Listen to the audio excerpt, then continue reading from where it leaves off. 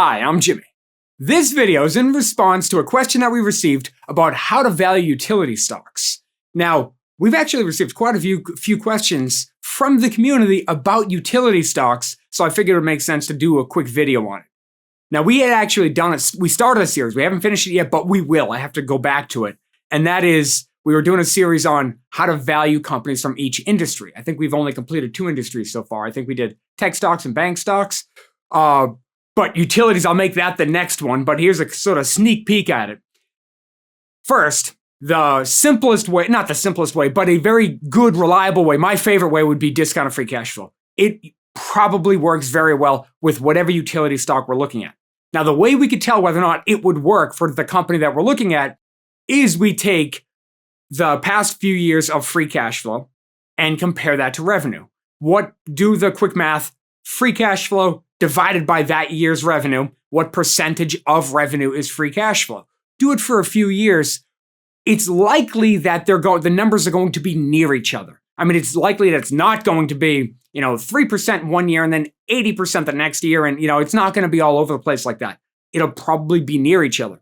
You can take an average like that, project out the next few years, even if you project out revenue, and revenue tends to be fairly predictable or fairly steady in a utility stock. You project out revenue the next few years, and you can use free cash flow estimates, whatever percentage you came up with, for free cash flow going out the next few years.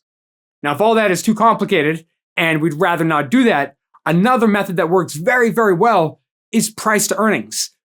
Usually, I hesitate on using price to earnings too often because earnings tends to be fairly companies can manipulate it. I don't want to say manipulate it, and it sounds like it's a malicious thing, but all they need to do is take different assumptions. If they change if they change their expected life of a asset that they have, well, their earnings adjust because they can depreciate that asset over a longer period of time. We're getting in the weeds there. Sorry about that. Price to earnings ratios can work very well for utility stocks. These tend to be fairly predictable companies. So what I would do is I would see if you can find what a 5-year average is. Again, this will be something that we're going to try to provide on our website as soon as possible. But see if you can find what the 5-year average is for PE, or the 10-year average, or the 1-year average if you can. Or what is the average for the industry? I'm sure there's a utility ETF out there. What is the average? What is the PE ratio for that ETF? And then try to buy it lower than that is ideally the way to go.